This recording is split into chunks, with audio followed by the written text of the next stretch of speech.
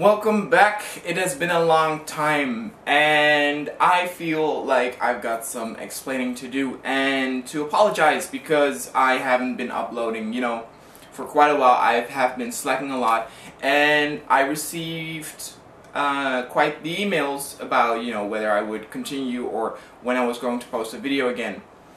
So let's first start explaining that, or what's going on with my life and the last couple of months. But basically nothing really bad has happened. I just got to that point where I was tired of making videos for a moment. Every big YouTuber, whether it is vlog related to their personal life or Japan related, they have that point where, I don't know, they just need a break. You can look at some of the bigger YouTubers vlogging about Japan, and you can see that at one point they will take a break for a few months, or some people even do for 3 or 4 months. And it's funny, they usually say, and not only the guys who vlog about Japan, but the reason for their break is because they say they're very busy and they don't have time for it. It's usually a lie in my opinion, because making videos and stuff, it doesn't take that much time. It takes more time than most people think, but really it's not work that takes hours and hours and hours of one's day, unless you maybe do some graphical stuff into it.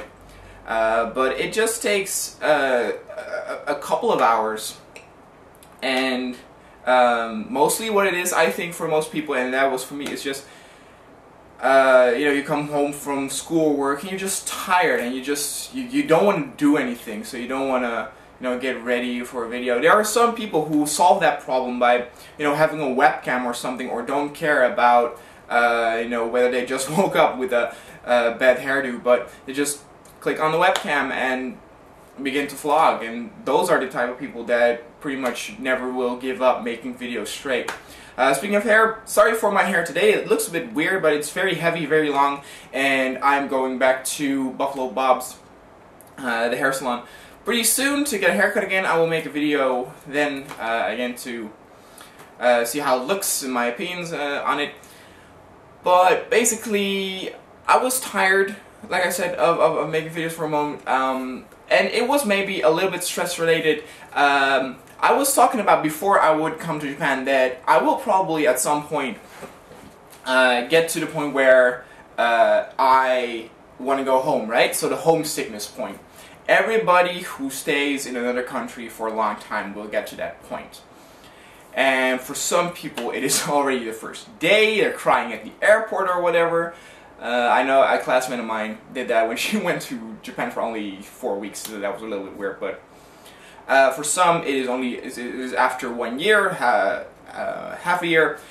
For me it was pretty much the point when my parents came in March and went back home, and I realized that, see, you get to meet a lot of new people here, make a lot of new friends here, but well, one, the friends you make at school here, at the language school, are different, because you sometimes only see them for 3 months or for 6 months, and then they go back to their country.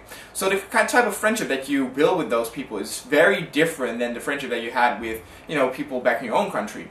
And I realized that I missed those small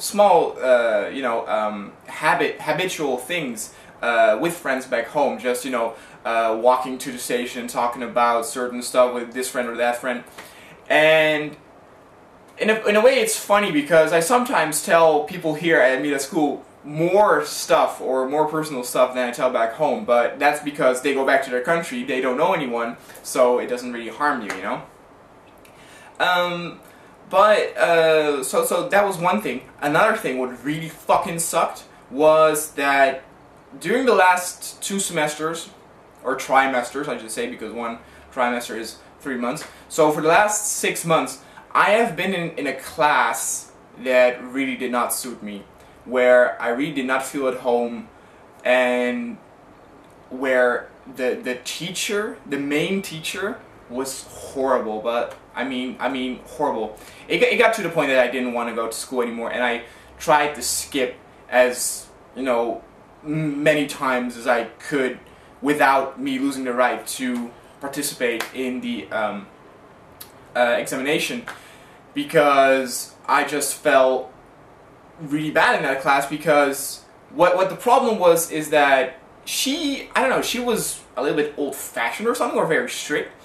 And for example, when she asked people, you know, what are your interests, I was talking about, well, host culture, you know, maybe looking into that host culture, and she looked at me with the foulest look, and she even got mad, and like, I don't know, it was weird, because I'm like, what I realize now by spending a year here in Japan is that I miss freedom of speech. And that sounds weird, because Japanese people are of course not that different from all other people. And of course everybody here has an opinion. If you go out to a bar or izakaya with friends, they will tell you all sorts of, you know, personal stuff, how they hate their boss or hate this or whatever, or what's not good. But in public, they will not say that. And it sounds, yeah, and I'm generalizing a lot, but Japanese people think the same way. I've spoken to many sensei at my school who say, especially girls, who don't give their honest opinion. Now, of course, we in the West, and actually I'm in the West, overall in the world, we are also, of course, like that when we're getting interviewed. If you're getting interviewed, usually people tone it down a little bit. I mean, for example, if you're doing a program about racism and you're gonna ask people, hey, are you a racist, or do you hate, I don't know, black people or Asians? No one will say yes, even if they do in their personal life. And what I miss here is that you will be judged on your opinion alone. And I don't like racist opinions. You know, I'm against racism because it hurts other people. But my remark about liking hosts was not racist. I mean, I like hosts. She thinks hosts are shady or shit. That's fine. Everybody has their opinion. But you don't have to judge me for it and look down on me for it. And that was just one fight, and we had so many fights. We were like oil and fire, and I at a point I also was mad at her, and we got into a lot of fights, and that was for one trimester, right? So 3 months. So after those 3 months were gone, I was like, yes! New class, hopefully with a new teacher. Nope, next trimester, same class, same teacher. It was horrible. And I'm saying mostly main teacher, because there were some like alternative teachers that we got that were very nice and were very open, and it shows how it's done. And I just don't know what the fuck the problem is of that bitch that was our main teacher for these 2 trimesters. But I had a lot of fight. One example that I also can give for that, because I don't want to rant all the time about, you know, the teacher, because this is the 109 special, so we need to talk about Gyaru stuff as well. But I want to get a last example.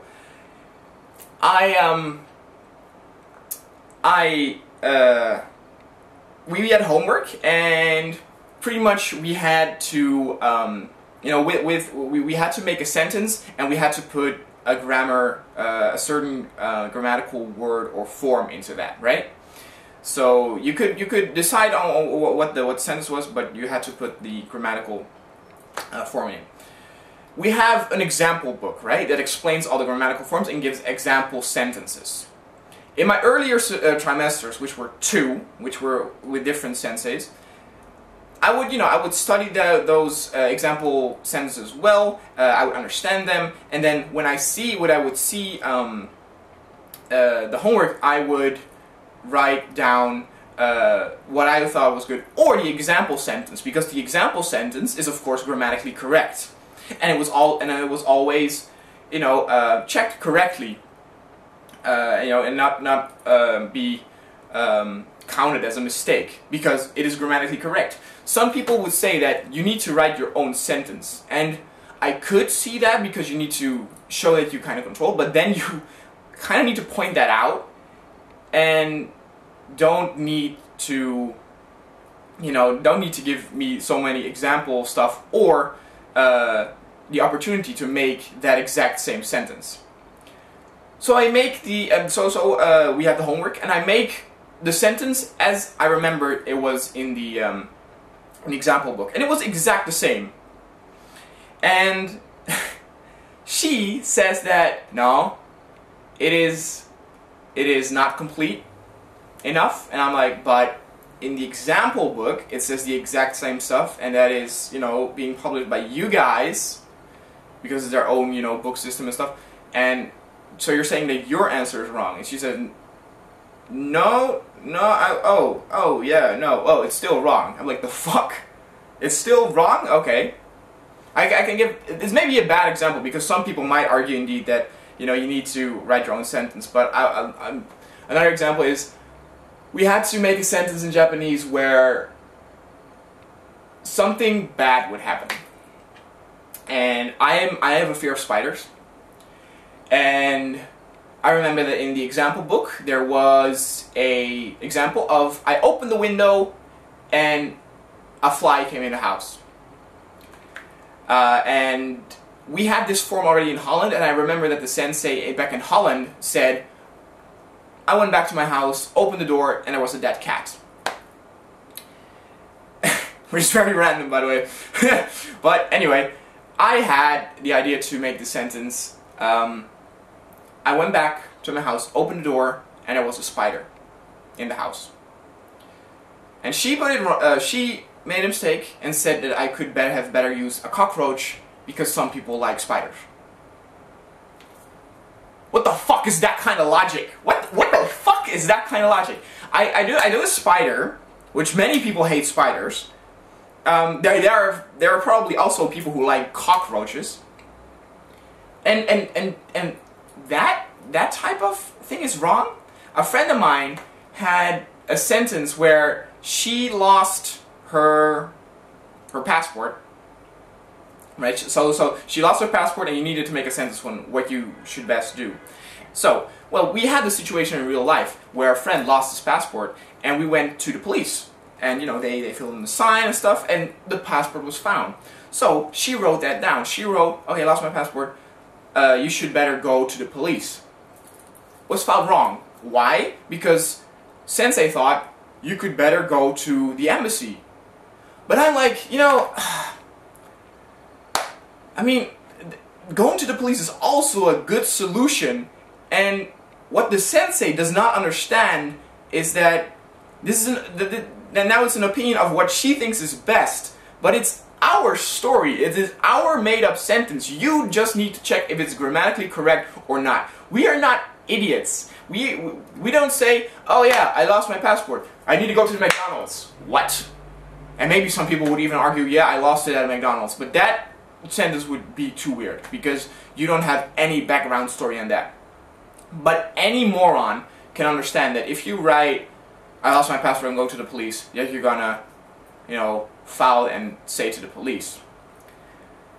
And the last rant, this is turning into kind of a school rant, but I'm mad at the school where I'm at, and at the teacher that I had for the last half year. And luckily though, yesterday, my trimester was finally done. I had great results on the exams, and I finally get a new teacher, so that is good. That is fucking good.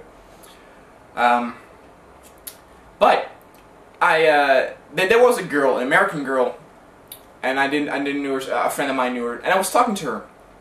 And what happened to her is, during a trimester, we always have two exams. We have a midterm and a final exam, which is the big one.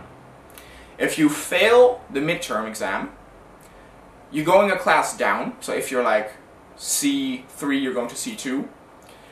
And you have to do that period for the midterm over and do the midterm again, which is pretty logical. I think a lot of schools handle that stuff. I mean, if you fail a certain exam, you need to do it over. But, so she failed the midterm, so she needed to go down a notch. But the classes were full. The school handles a 15 people max to the classes, and apparently all the classes in lower levels had 15 people, so she could not go down. So she stayed in her own class for the rest of of the trimester, which is 6 weeks, with the knowledge that she could not participate in the exam. And you were like, and you would think like, well, why don't they just make her follow that, you know, that the rest of the trimester and put her in, you know, the exam, so that she just can go to that midterm again to write that again. But they don't do that because you need to follow those 6 weeks of, you know, the lessons for that midterm again. So for 6 weeks, she came to school knowing that she could not take any, you know, exam or stuff, and that she had to do all of the stuff until the midterm over the next trimester.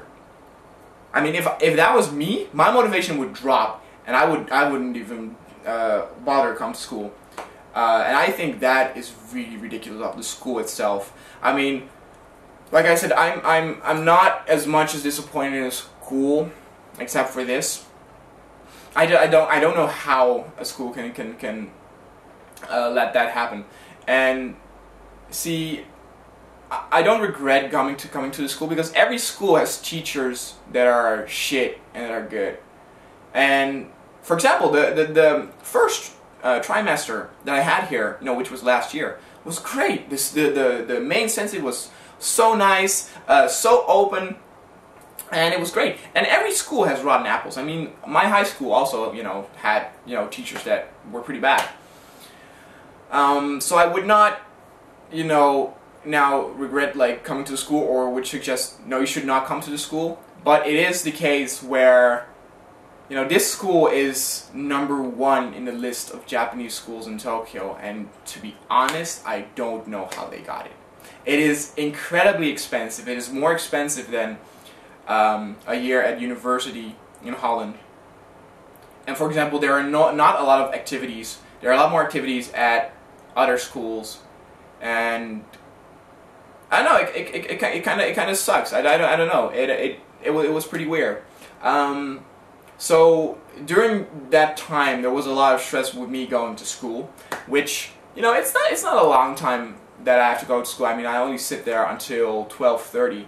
But still, if you have that main teacher you have every day, that kind of exhausts you.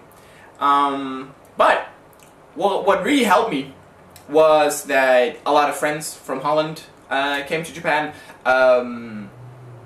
In 2 weeks, another friend of Holland is coming here, and then after that, another friend's coming. So I see a lot of friends. I've been partying a lot again. So now it's been going well, and I was like, you know what? Let's make a video again. I'm happy. I got rid of that teacher. I'm gonna cry, by the way, if she's like, hey, I got promoted to the next level, and I'm your teacher again. I'm like, no. But alright, let's talk about Gyaru, okay? Because this is still a Gyaru, you know, it's still a Gyaru channel. But I just had to get it out off my chest. When I first started the video, I thought I would do a little rant. It actually got to a long point, and I've been talking now for, well, a long time, fuck. For 50 minutes already. So, this is going to be a long episode. That's also the special, and we're going to talk about 3 different things. I'm going to talk about Gyaru, not Gyaru, Gyaru a little bit, but Gyaru and what happens to that, because it's fairly interesting and a little bit sad. I'm going to talk about a Gyaru magazine, a special one. It is a little bit old now, because of course I've been planning this 109 special for a long time, and you know, like I said, I've been slacking with videos, so all of the content will be, you know, pretty old. And then finally, I am going to review a movie, which is fun because I haven't done, you know, a J-drama review or stuff like that in a long time. I will need some help from my iPhone here because some of the stuff is pretty old, so I wrote it down to remind me what I thought of it or stuff like that. So, first of all, let's begin with the situation of where's Gyaru now, where's Gyaru now? And then mostly Gyaru because that is mostly interesting. In my opinion, it has never been a better time to be a Gyaru, because at this moment there are more Gyaru than ever. And that goes for Japan as for the West. And especially what happens in the West is very interesting, because the West, of course, always is a little bit behind, you know, Japan or the East. But what you see with Gyaru, why there are so many more Gyaru now than ever, is because many of them do the one Gyaru style, which is just playing for older girls, which means when you're done with high school, so adults, so 20 and up. And if you, for example, go to Shibuya 109, you will see a lot of one Gyaru brands, but also just a lot more Gyaru who are a little bit toned down. And in the West, we are still stuck in that situation where we have all the flamboyant hair, big hair, and stuff like that. But what is really interesting is what is happening to Gyaru0, because, and okay, I'm not saying this, right? I'm just, you know, coming with a how do you say, hypothesis that maybe Gyaru0 here is actually dying. Now, that's a very interesting thing to say, of course, because why would it be dying? But the reason why I say this is because when you walk on the streets here in Japan, you just don't see a lot of Gyaru anymore, and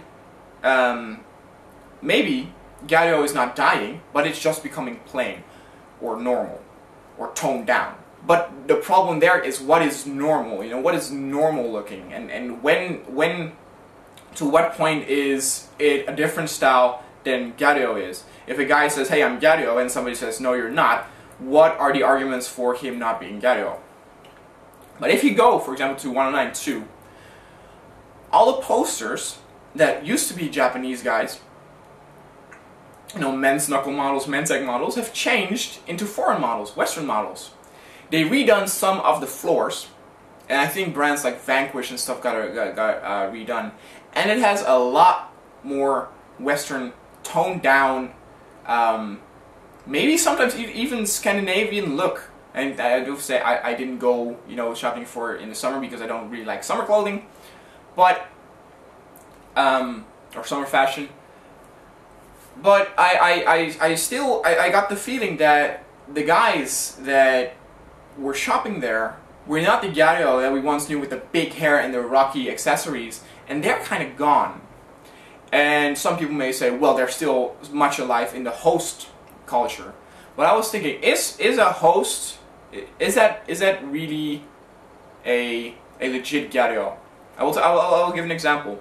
There are probably a lot of hosts that also really like that style. But I met a guy who said he was a host. He didn't look like a host, by the way, so maybe he was just drunk and telling stuff. But I was talking about if some of the hosts that, you know, work there actually force that style upon them because it's popular. So they don't themselves like the style, but because it's popular, they adapt to it. And he said, yeah. And like I said, it's not legit. It's a really shady source that I have there. But I was coming up with that theory myself. Like, they're doing it for their job, and probably. I mean, I come to the point where I actually met a lot of hostesses and hung out with them in their free time. But they don't look like, you know, with the big hair and stuff. And I realized, well, why would they? I mean, it takes an absurd amount of time. Probably most of them cannot do it, so they need to go to a hair salon to get a hairset, which costs money, and it's just dinner or something. So, you know, they don't want to bother with that. And so it's only a look or a style they adapt to when they work. So maybe a host, you know, host culture cannot be a real representative for, you know, for a Gyaru look. And like I said, Gyaru, in terms of Gyaru that you see on the street, they have been going down. I haven't seen a real Gyaru with the big hair, chains and stuff for a long time now, unless I was pretty certain it was a host. Also in terms of change, it's gotten really bad. when I for example buy a men's knuckle or stuff, which I adored, I realized that there's really not a lot of change going on into the scene. And you don't necessarily need change in terms of style, but you need change in terms of clothing. I was going to 1092 not too long ago, and for example, during the sale, they had stuff that I could buy in the sale 2 years ago, and I'm not lying. They were the exact same stuff. And for example, the belt, right? The belt buckle was the exact same stuff or the same print, and I didn't understand what was going on because there really wasn't a lot of change going on in terms of stuff. For example, I have a leather jacket, and I could buy the exact same leather jacket without a few less buckles, you know, less silver accessories, but for the rest it was exactly the same with the exact fur and stuff. And I don't want two jackets that are quite similar but just a little bit different. I don't need that. It's the same with buying another pair of boots. Unless your boots are damaged, I don't need another pair of boots that look exactly the same, because why would I? I mean, I would change it if it's another color or something, but not the exact same one. That would be weird, unless you already are gonna prepare for one of your pair of being damaged. So that's a very interesting theory. Gyaru0 itself is still very much alive in the West, and also with the rocky look or the extravagant look. But that is also because in the West, people who like Gyaru0, and in some way also Gyaru, usually have also some affiliation with Visual Kei or rock or stuff. I don't really. I used to though when I was 15, but at that time I didn't know about Gyaru0 yet. So yeah, that was my my little questionnaire about Gyaru0, because it's very interesting what is happening in the Gyaru0 scene here, and where, for example, stuff like or styles like Yamamba or Mamba have died. Even though I still see some, but that's like, you know, you have some people, it's not dead yet. There are still people doing it. Yeah, there are people doing Para Para probably as well, but I can really say that Para Para here is dead. Nobody does it anymore, and I think this is an advice for if you maybe want to impress some people or stuff. I don't think they will find it cool if you say, I like Para Para, unless they're very drunk. But let's go to the next topic, which that is why this is kind of the 109 special, right? I'm gonna do different videos into one video, right? Where I would, for example, do one video about the Gyaru0 style, and I would do a separate video about the magazine. This is all put into one video. Now we're gonna take this. How much time do I still got left? Okay, I got 3 minutes left, so I gotta turn off the camera and turn it on again when I threw some stuff away. So I'll see you in a second. Alright, hey guys, welcome back. And I'm gonna grab the magazine for a moment. Because which magazine do I have? There are still a lot of magazines that I have not talked about. For example, the One style of Ageha. I actually have it. I actually bought it. I have not done a review about that yet. And I have a... It's not that rare, but not a lot of people know it. It's called, I think, Nikki. Which is I have no idea yet what that is, because Japanese people also don't know what it is. You see it everywhere in all the stores. For example, I cannot buy an egg where I live. I have to go to Shibuya in order to get that. There's sometimes a man's egg here, but usually that one is really fucked up. People have looked to it, rip pages, stuff like that. But the Nikki, you can buy pretty much everywhere. Okay, the magazine that I'm going to talk about today is called JK Egg. And what does the JK stand for? It stands for Joshi Kousei, which means female high school student, which already says everything, right? I mean, it is a magazine solely targeted for high school Gyaru. And I have to say, this is not a magazine that has a monthly release. For example, I bought this one in March, and I saw that the next one was, I thought, 2 months or 3 months later. I did not buy that one because I thought it is some fucked up shit, by the way. It was like, okay, scary stuff going on there. I bought this first one, and that was enough to do you know, a review thing. But so okay, so it's a magazine for high school students. What did I see when I looked through this? A theory that many have about high school students is that their styles are extremer. You know, people like their hormones are raging. They don't know yet, you know, what they want with their life, what kind of style they want. So they're trying stuff out, and sometimes in very, you know, extreme ways. That's why you have, you know, the punk girls with the green, purple hair in high school. And some people think, is, you know, are of the opinion that some just stay kid and have that style for forever. For example, I know a girl back in my university, of Japanese, that actually also had that green hair. Now I do have to say that people at my university back in Holland were all pretty much into the rock scene. It is how, I mean, in Europe, how close the love for Japan is with rock is amazing. Like, I would say 80% of the people who studied at my university were fans of the Japanese, you know, visual kei rock, and also looked, you know, rocks like you had girls with goggles on their heads and stuff like that, like straight out of an anime. I don't know, more a what's it called? Steampunk world. So I took that in mind, like, okay, high school girls like more extreme style. But what I found interesting is that their styles are actually more old-fashioned. They are going back, or maybe not back, but maybe I'll always stay there, to the dark-skinned girls, and even to a point where they look Gyaru0, which is really old.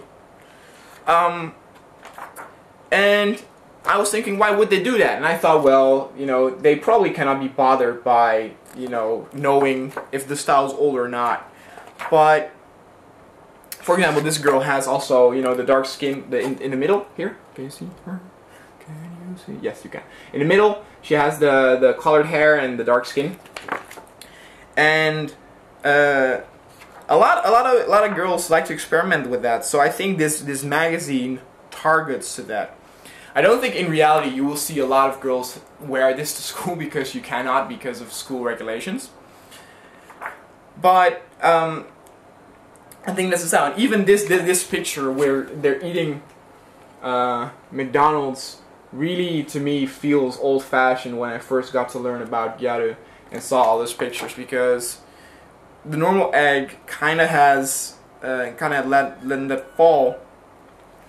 And in terms of pictures, it just seems more of that hanging out with friends after school, hanging at the snack bar, stuff like that.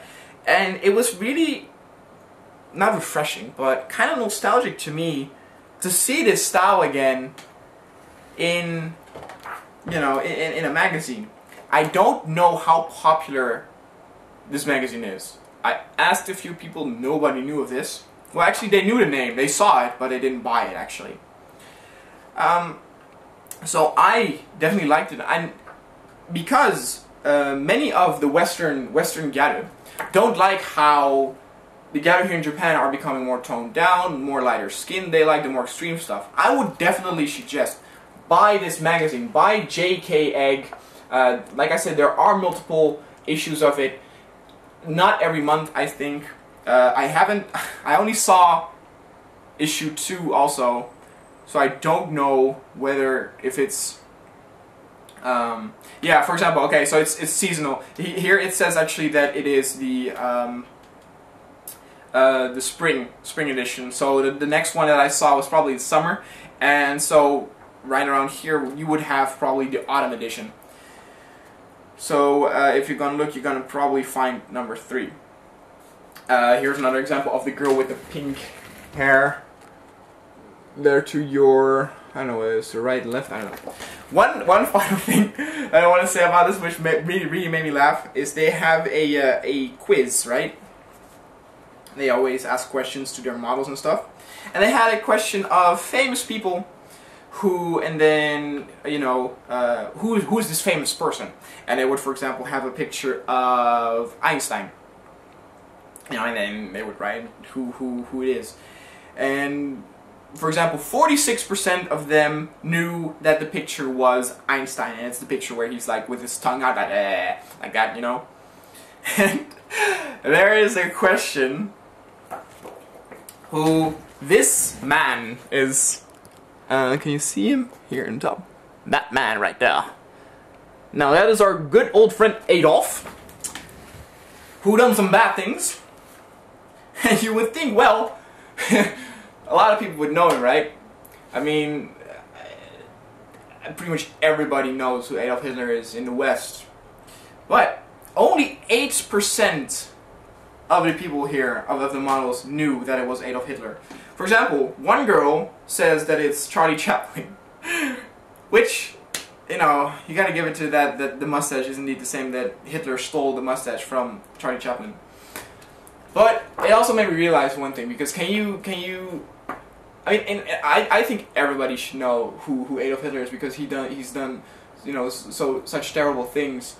In the future, probably doesn't really care if you know him or not, because he's not relevant anymore. You know, in 100 years, who cares who he is? Because I could say that about Oda Nobunaga now, like, oh, you don't know who Oda Nobunaga is? He killed millions or hundreds of thousands, and everybody goes like, I don't give a fuck.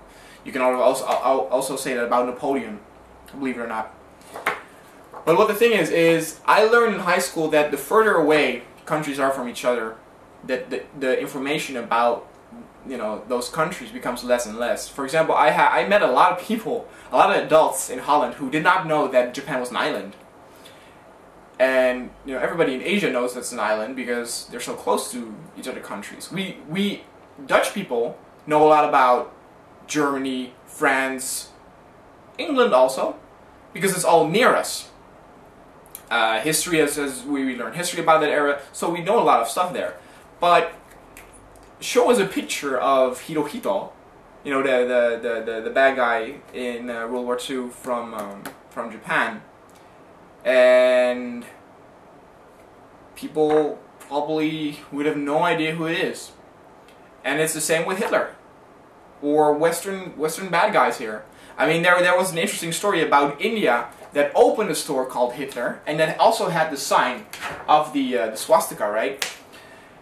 And well, Israel was like, oh, no, you cannot have that, you know, you cannot have. that's how they all sound in Israel. But they were arguing that, you know, you could not have a shop like that, and of course you cannot. Not even into the future, because it's, you know, it's racist elements has it to it. So of course you cannot have it. It's horrible. But the owner and a lot of people in India, and so because they interviewed also just people right on the street, had no idea who Hitler was. Had no idea how that was, because their history was about their own country, or, you know, the countries aside from that. So I was thinking that, and I was first of the opinion how ridiculous it was that some people in this world don't know who Hitler is. But we don't know a lot of bad guys in other countries as well, and it is all just relevant to where you are. And, you know, people even argue about, but Hitler killed, you know, 6 million Jews, and I'm like, well, Japan killed 30 million Chinese. And then some people say, oh yeah, well then Japan is worse than Germany, and I'm like, you don't want to compare countries that kill people. You don't want to say, oh yeah, no, did this guy kill a few million more, so, you know, he's worse. Because this guy killed maybe 3 million, but this is 9 million, so this guy's worse, so, you know, let that guy go. That's still a million, still a lot of people. And I don't understand why we still argue about shit like that happened 70 years ago. Alright. This episode is really weird, isn't it? It's like, there's a lot of Gyaru stuff going on, but also a lot of non-Gyaru stuff with stuff like school, and now Hitler. But anyway, let's go to the final phase of this episode, which is the movie review. And I decided to have my, you know, my J-drama intro into it again, because it's been such a long time. So here we go.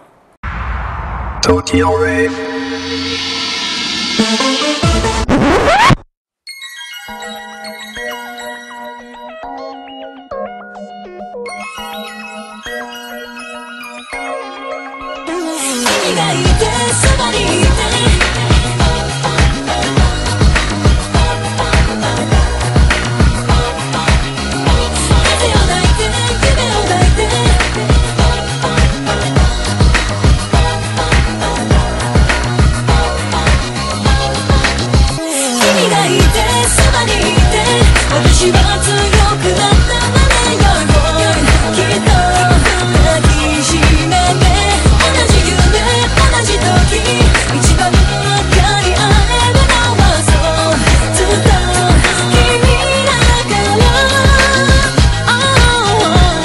Oh yeah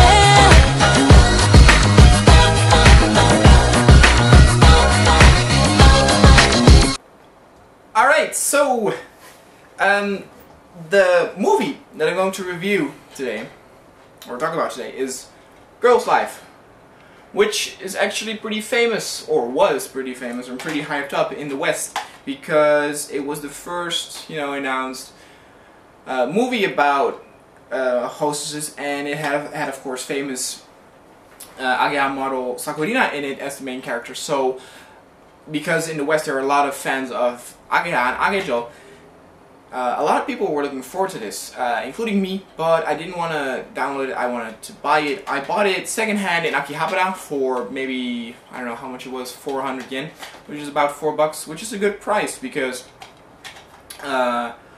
normally if you bought it first hand, it would have cost you 4,000 yen, which is $40, and just DVDs here in Japan are incredibly expensive, so that is ridiculous, especially because I like this movie, but it was nothing special, and I'm probably not gonna see it again, which is kinda already, there's my review, that's done. But let me explain some stuff, okay? When I first went into this movie, or when I saw the trailer, I thought it was going to be about a girl, working as a hostess, working her way up to become #1. There would probably be an evil girl that would try to stop her, and so on and so on. Pretty much the usual hostess J-drama abridged, put into a movie format. Which, in the beginning, it kind of was. Sakurina plays a girl called Haruka, who is homeless and doesn't have a job, so she gets into,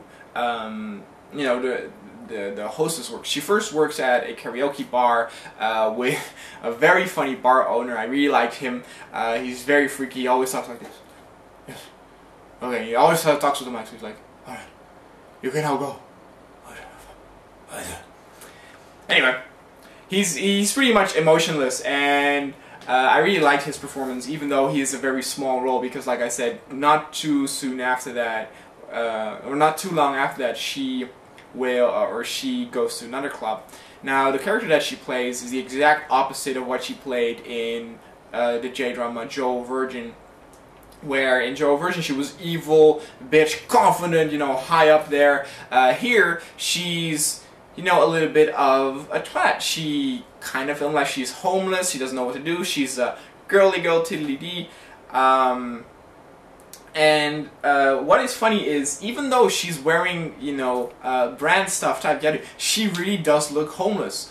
An important thing for me always, and I explain this as well in some J-dramas, is that the main character should not be the coolest or the most beautiful person or the most, perfect person. It should be the person who does the right thing, who has the morality right. But for cooler characters, I usually, like when side characters are better than that. But usually, the morality of the side characters is worse. And that's, I think, where you can make a good main character and good side characters. I think Sakurina is an absolute beautiful girl, and I really liked how she looked in Joe Virgin. But what they did here, for some reason, I didn't really like the look of her. Especially not in the beginning. Especially in the beginning when she's walking on the street, she actually does look kind of trashy. And not in the sense of that she looks like a whore or something, but that she actually looks kind of dirty. Like, I can't actually believe that she's homeless. And after that, when she, of course, grows in rank, her outfit changed, her hair changed, and she actually becomes that, that beautiful girl that I expected from a movie with a budget like this. Yet, she, in my opinion, was completely overshadowed by two other girls, who, one of them is the assistant of the boss she works for during an interview in the beginning, who later on becomes a bigger role and also changes, also her role changes through the story. She's very pretty, but there is, in the second hostess club where she works, the big one, there is a girl named Saudi who is incredibly beautiful in my opinion, and she does a pretty good role. She is a little bit weird, where she does a real high-pitched voice sometimes, which is a bit weird. It's also very cute, but I was amazed by how pretty she looked, and it kind of made me forgot about Sakurina in some parts. But here's the thing. So I expected that to be the whole movie, right? But that is maybe, let's say, half of the movie. And then you have the other half, which is where she actually still changes jobs. And for example, she becomes a model. And I'm like, okay, so maybe this is kind of the story like maybe Ageha. Maybe they actually try to you know, involve some of this, because you know a lot of models for Ageha are, you know, hostesses, and you know, maybe they kind of want to point that out in this movie. Also, her stage name is Ageha, so it's just like a wink there to her magazine there. But anyway, she becomes a model, and then suddenly something changed, and I didn't understand, because you have all these characters, and there is suddenly a character that you see in a bar that apparently has a big role. It's a girl who acts really bad, by the way, but she's mad about something, and I don't know. But she loses her job. She loses her job as a model, and she goes and works at a clothing store. Alright, so I'm back. You may notice hair a little bit down or something, but I did a time swap during the clip. It is later. I had an appointment with one and only Mika to meet with her in another place. We had lunch, and now she is here. So come say hello. You have to realize something. She was on the bed, like, hello, but the camera's pointing to me. And not only that, but before, like, she wanted to get ready, right? So even though she's only probably in the frame for 10 seconds or something, but she was like putting makeup on, and then she was like, ah, I smell. So I put on also like, perfume because I smell. And I was like, no, they cannot smell you on television. Hello. Hello.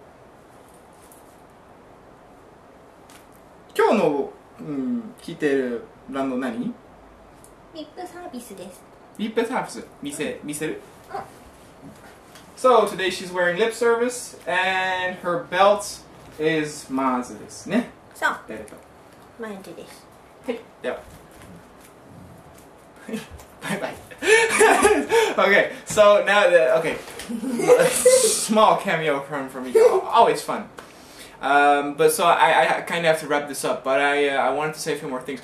So we were at the point where Haruka was working in the clothing shop, right?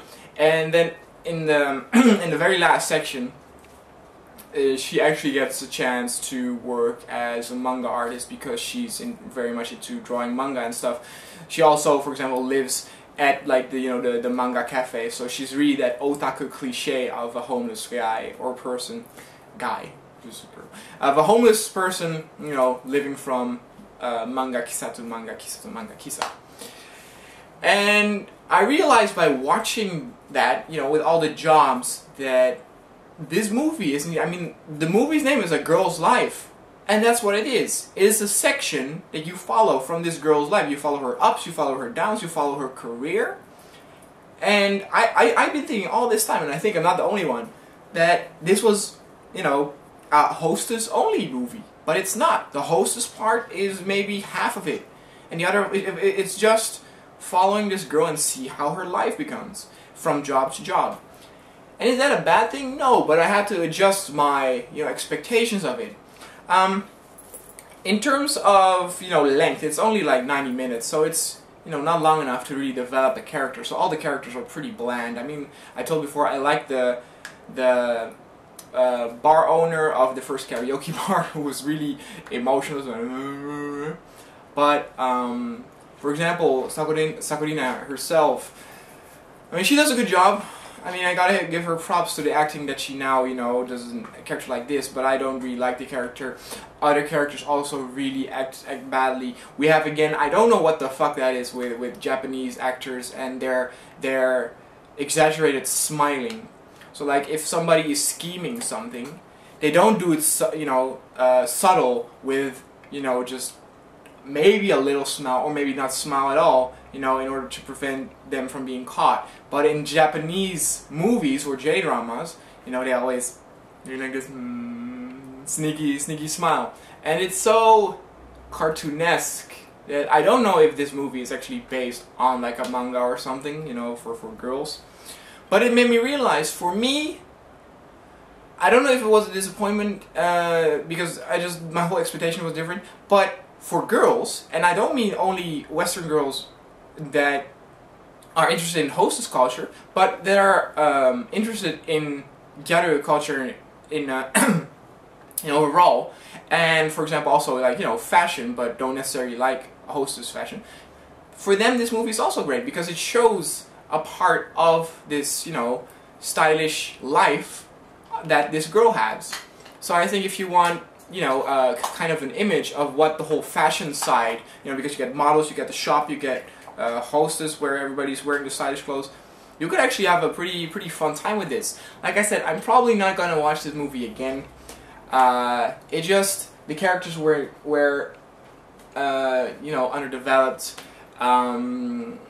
There isn't really a climax. For example, there is somewhat, I thought, of a romantic plot that will come. It is not there. There is this #1 host guy that you sometimes meet. Nothing happens with that. That's a little shame. Even though the #1 host guy didn't look very cool, there is a #2 and #3 that looks way cooler that really does not have a big part. But overall, I would definitely say watch this movie, but be careful that if you expect it only to be a hostess like I did, because you kind of get a surprise. And in terms of that, I would say if you only want to watch something that is considered with hostesses, I would say that the first Joe is way better. And also in terms of that, Joe is still my #1 favorite, you know, J-drama or movie, if you want to call that, because there's probably also a bridge version, you know, considering hostesses. But like I said, this movie, I bought it for $4. That's okay, that's worth it. You know, I watched it, I had 90 minutes, good fun. $40 for the original price? Hell no. Hell no, no, don't do that. Don't do that. I would say that even $10 is already a little bit expensive. The movie also flopped here, and it's pretty rare to get. You can find it in some big places, but for example, the big place in Shibuya, the main DVD store, does not sell it. It was a pretty small audience, but the budget on the movie was not that great. The style is very good, everything looks great. They definitely got the style down of the hostess look, definitely in the second hostess club, with all the luxury, all the you know, the champagne bottles, the lighting effects are great. That's where it beats some J-dramas like Jote or Jo, where the lighting, and they definitely had better cameras and stuff like that, so everybody or everything looks way, you know, way sharper, way better. Everything's filmed better, so it's all way more stylish and stuff like that. And I really like it. I had a good time. So it is forgettable. Let's call it that. It is forgettable. It's not like, oh yeah, that is, if you're into Gyaru stuff, that is the movie you have to see. No, really, it's not. And it's kind of a shame, because it's almost the same with the J-drama Gyaru0, which also was a little bit forgettable. It just popped into my mind again, because I forgot about it mostly. But yeah, so that was pretty much my special. I wanted to have a few last words, because people might maybe want to know how it goes further from here. See, I was talking about that I had a little bit difficult of getting into that making videos again, right? But I have so much footage left from all my travels with my parents to Shikoku, with friends to Nikko, which is, in my opinion, an absolute awesome footage. Not Gyaru related, you know, it's just going out, going to temples, but which maybe sound boring to some people, but I do my best to talk the whole time, make it interesting, there are movies outside, so you don't see me here in this room just talking. So in my opinion, that's very cool. And the reason why I hadn't uploaded it yet is of course because I had this 109 episode still, and with the videos of settling into Japan, I didn't have a lot of videos about Gyaru, so I thought, well, let's make a few episodes regarding Gyaru and Gyaru culture, and those were the last few episodes that I made. But like I said, they were just videos of me sitting here, and I have this footage of all outside and special stuff, and that is way cooler. And what I just need to do there is maybe some voiceovers and stuff and editing, so that won't be a lot of work. So what hopefully we'll be able to do is also because you know, people have sent me so many emails of me wanting to continue, that I will upload those videos, and I hope that people will still like them even though they're not really Gyaru or Gyaru related. Like I said, I'm trying to make them fun. I hope you guys like Gyaru and Gyaru culture still, with liking, you know, regular Japanese culture. I hope you're not the kind of Gyaru that only like the fashion stuff but they don't have anything with Japan. If you are, I'm sorry, you're probably not gonna like the next few videos then, but like I said, I'm gonna try my best to, from now on again, keep a regular uploading schedule. There's a lot of footage that I have, so I can work with a lot, and like I said, it's all used footage, so if I'm like, I'm tired, I don't want to, you know, do hair and clothing and stuff, I can just grab the laptop, edit some stuff that I already, you know, have filmed, and then put it online. So that's pretty much how it's going to be. Yeah. Alright, so that was my special, guys, and it was a long one. I wonder if you sat through the whole thing. And like I said, next time hopefully some outside footage, and I'll see you guys next time.